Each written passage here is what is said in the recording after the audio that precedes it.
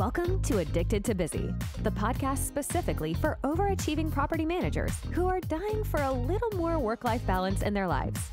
Each week, we dismantle all the BS that holds us back. You'll learn how to nix those tricky, self-sabotaging habits so that you have the time, energy, and motivation to create what you really want in life. If you're looking to shift from overcommitted to overjoyed, this is the podcast for you. Let's do this. Now, your host, Anna Haviliana. Hey everyone, and welcome back to the Addicted to Busy podcast. It has been a minute since I've been here, and I'm so excited to be back. So let's hop right into where we left off. In celebration of 1 year of podcasting, I wanted to share 3 challenges and 3 lessons that I've learned throughout this process.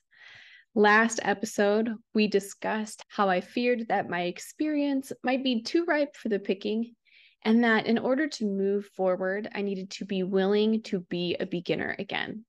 This week, we're going to talk about the fear of saying the wrong thing and how we've got to be willing to get it wrong from time to time. And in a couple weeks, we're going to close it out with the fear of not staying consistent and how we've got to be willing to drop perfectionism. When I started this podcast, I mainly feared getting canceled. I didn't even have the podcast up on iTunes before my brain was already spinning into the worst case scenario where I said the wrong thing and then all of a sudden the internet hates me. We've seen this play out multiple times on local, regional, state, national, and global levels. There are serious consequences to saying the wrong thing. Now, I don't necessarily agree with cancel culture. I feel like we should take accountability for the ways that we show up in the world. I don't believe that public shaming is a helpful way to create change. I do think that dialogue, brainstorming, and verbal apologies go a very long way. Even as I was writing this episode out, I had to stop myself and go Google if brainstorming was still a politically correct term to use because I'd heard in the past that you were not supposed to use that phrase. I've felt this fear of saying the wrong thing in multiple places in my life. While many people might think that I'm extroverted, I'm actually quite introverted. And if I don't check myself, I can spend a lot of time in my head spinning on whether or not I've said the wrong thing in a social setting. I have held back from sharing ideas or asking questions at managers' meetings or client meetings. And I've often felt brushed over by friends or family and didn't say anything about it, which sadly ends up in awkwardness and passive aggressiveness. At times, I don't give the hard feedback that I believe might be useful because I fear that someone will get mad at me for my honesty. And all of this is to say that while our brains think that not speaking up is the better option, sometimes it isn't. It's like hitting the easy button. As a reminder, we're hitting the easy button anytime we're doing something that feels great in the current moment, but is likely to make us feel guilt or shame later. So think of things like turning into a scrolly-poly, or emotional eating, or snoozing your alarm one too many times in the morning. Not speaking up feels great in the moment because we can stay out of the line of fire, but it usually ends up feeling awful later because we're typically left unsatisfied or resentful. It was challenging to get this podcast off of the ground, especially knowing that it would be accessible to anyone at any time. Truth be told, it felt awful getting this podcast launched.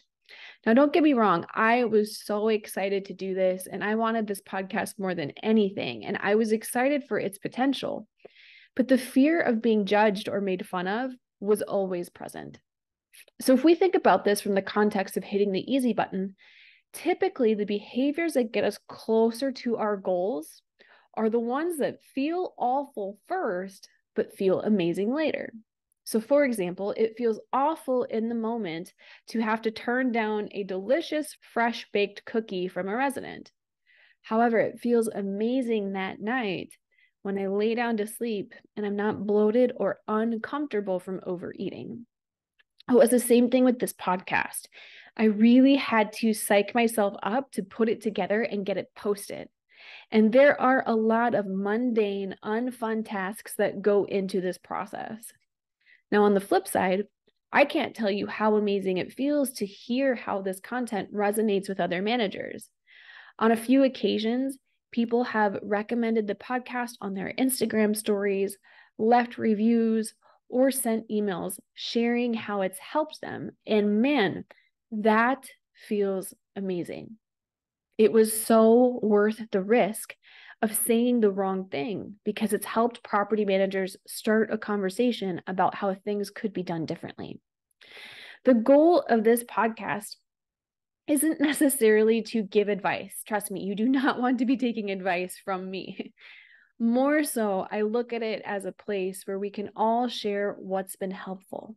So that said, if you have any ideas or concepts, please email me. The more we share what's working and the more we try new things, the faster we all get to bring balance back to this crazy industry. The fear of saying the wrong thing didn't pertain to just the podcast. As I've taken on the adventure that is public speaking, I get to experience the fear of saying the wrong thing in a whole new arena. When I record a podcast, I can edit things out. I can re-record as many times as I want. But when I speak at a conference, there are no do-overs. What I said, I said. There is no rewind. There is no edit. There is no delete button. In those scenarios, I have to be willing to get it wrong in order to hopefully get it right someday. Just a few weeks ago, I was speaking at the NARPM Staying Alive conference in Richmond. And for those of you listening who are managing primarily single-family homes, I need to put in a big plug for your local NARPM chapter. You can check them out at narpm.org. That's NARPM.org. Anyway, after the session was over, I had the chance to network with vendors and other managers, and I met this amazing manager named Gina, and she asked me why I do what I do. Now, no one had really asked me that before, but the reason why I put together these podcasts and the reason why I choose to speak at conferences, even though it's really uncomfortable, is because the tools that I've learned have helped me live a better life. I remember at one point in my career, I felt so overwhelmed that I was really questioning if I could even do this job anymore. The long hours, the difficult tenants, and the constant juggling of personal and professional life were starting to take a toll on me. I felt like I was drowning and that I couldn't keep up with the demands of my job. Now, if this is resonating with you, listen up, because this is where we need to get clear on what the problem is. In most cases, it's not that you cannot do the job. It's not that you're inadequate or it's not that you're incapable. In most cases, the reason you're feeling like you're running your ass off and getting nowhere is because the ways you're spending both your time and your energy are not in alignment with your priorities. And I'll add in there, you may have some habits at work that don't promote true productivity. There's a myth that productivity means doing a lot of things, but true productivity comes down to doing things intentionally and doing them well. If we are judging our productivity based upon how much we do instead of how well we do it, we tend to rush. Rushing increases the chance for errors and miscommunications, which means we end up having to go back to fix things that we did wrong or reiterate what we meant. Doing all of the things does not always save time. In some cases, it actually creates more work for us later. This mindset shift for me completely changed the way I work and the way that I made decisions about what I was going to work on in a day. As I changed the way that I worked and as I changed the way that I made decisions, I started to notice that I felt better about my work. And when I felt better about my work, I was more likely to give myself time and space to take care of myself, which in turn helped me do better work. Once I got a hold of this feeling, it kind of felt like a secret that I wanted to share with every manager. I'd see the ways that property managers' health was suffering, and I just wanted to shake people and say, hey, you have got it all wrong. When you take care of yourself first, you're going to do so much better work. So I wanted to share that message with everyone. I wanted the podcast and I wanted to public speak. But it comes with the great risk of saying the wrong thing and getting roasted by unfriendly people on the internet. I want you to take a minute and just consider this for yourself. What in your life would you like to do or try, but you haven't because it would require you to speak up? What ideas have you kept to yourself because you worried that someone would tear those ideas apart? What suggestions did you hold back because you didn't want to become the subject of someone else's gossip? Personally, I think it's a good thing to have a slight fear of saying the wrong thing. We don't want to fall prey to the Dunning-Kruger effect. The Dunning-Kruger effect is a psychological bias where those with the least amount of knowledge have the most confidence in their ability, but those with the most amount of knowledge have the least amount of confidence. So said another way, the Dunning-Kruger effect happens when the loudest person in the room clearly can't see that they don't know what they're talking about, while the most knowledgeable person in the room is the most quiet, because the more they know, the more they realize they don't know. A little self-skepticism can be a very good thing. When we are skeptical about ourselves, we're technically evaluating ourselves and challenging our own viewpoints. In essence, we're open to being wrong, and we're willing to acknowledge that we might not have all the answers.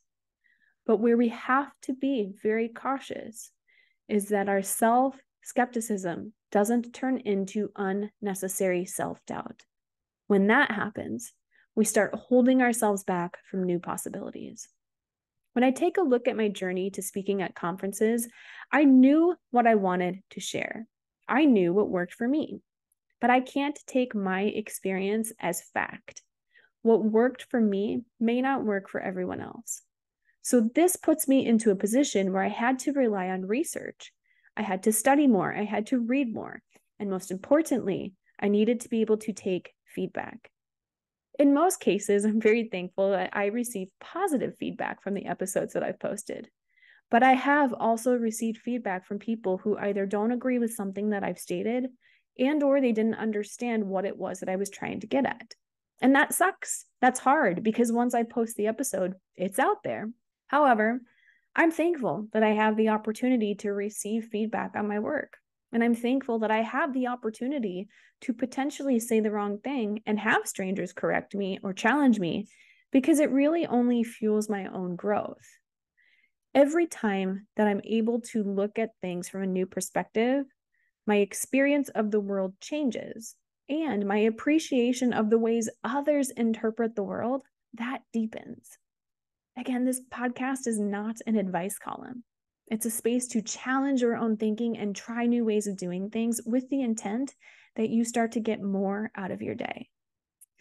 When we think about this in our day-to-day in property management, whether you are working your way up the ladder or whether you're leading a team or whether you own your own company, there is a lot of grace that we can give one another for saying the wrong thing. And I mean this from two different ways. Number one, sometimes we say the wrong thing in a social context. And number two, sometimes we say the wrong thing about a technical issue. So I'm going to give you an example of each. We say the wrong thing in social settings all the time. We all have foot and mouth moments.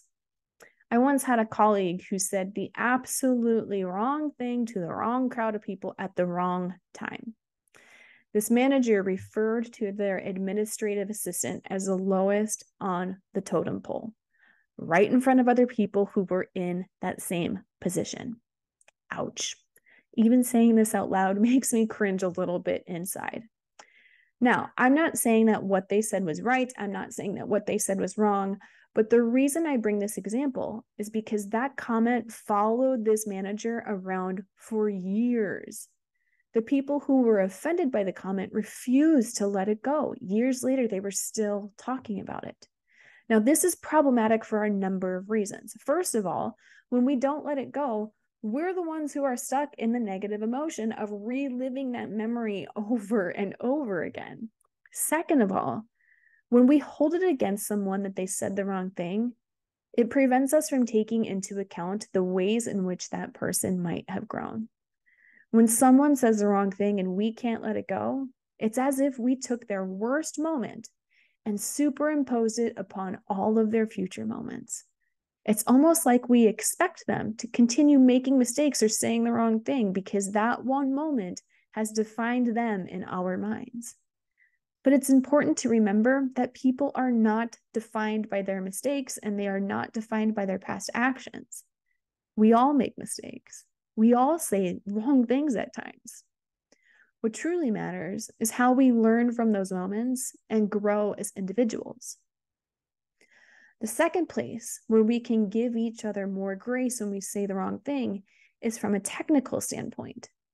There are hundreds of technical skills that we have to have as managers, right? We have to be able to read financial statements. We have to be able to de-escalate conflict. We have to be experts in operations.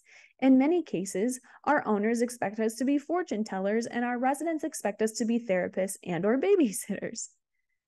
All kidding aside, sometimes we get it wrong and or we enter into arenas where we don't know what is going on.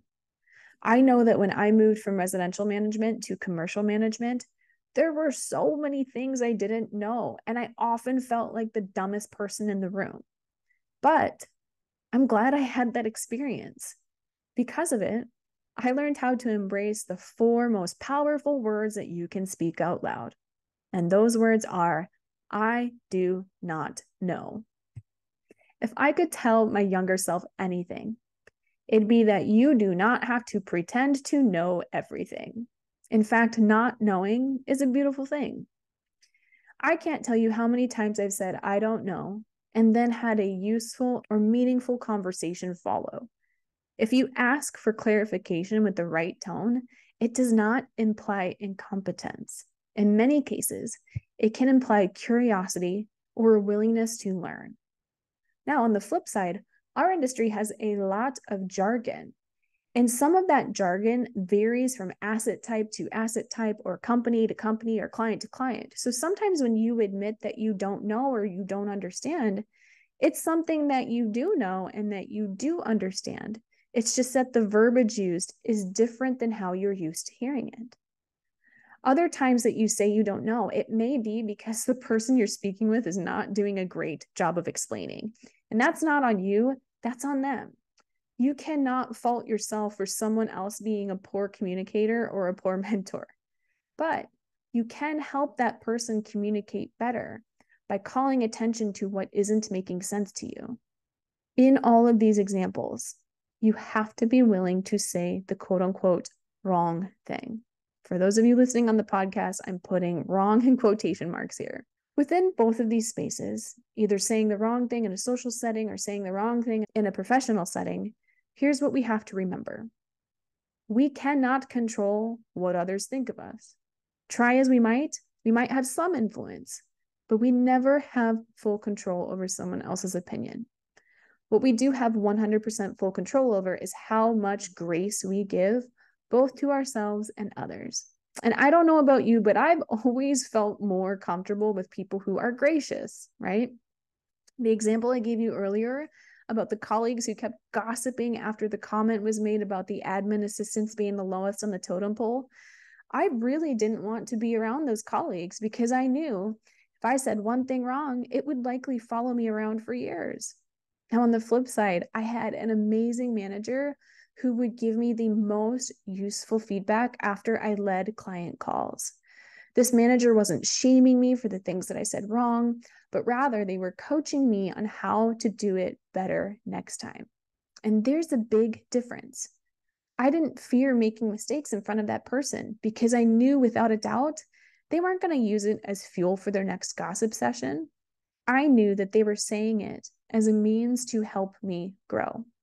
So as we close up this week, I want you to start paying attention to the times that you have wanted to say something but didn't. Those moments are powerful. If you take a little time to question what's going on for you underneath the surface, I think you'll surprise yourself with what you find. All right, everyone. Entrepreneurship has been no joke. This is the hardest thing I've ever tried to do. And I would absolutely love to keep this podcast going another year. And I'm hoping that you can help me in that effort. If you love the material and you want to keep it going, there are a few things that you can do.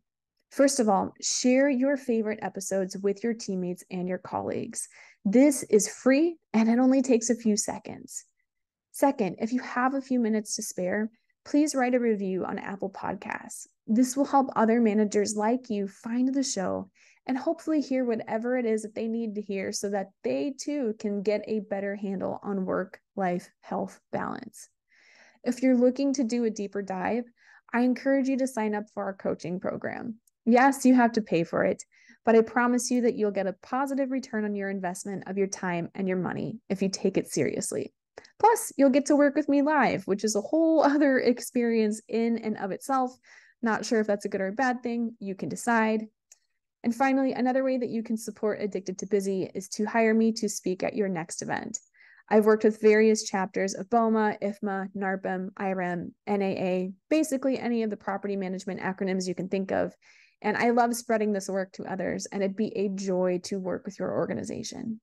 As always, it's a pleasure to be here with you in whatever way you're listening to this podcast. If you're interested in learning more about how to create better work-life health balance in the chaos that is property management, pop on over to annahavliana.com and click Get Free Coaching in the top right-hand corner. That's ANNAJAV as in voice, ELLANA.com. Until next time, I love you. Keep going. Thanks so much for tuning in to this episode of Addicted to Busy.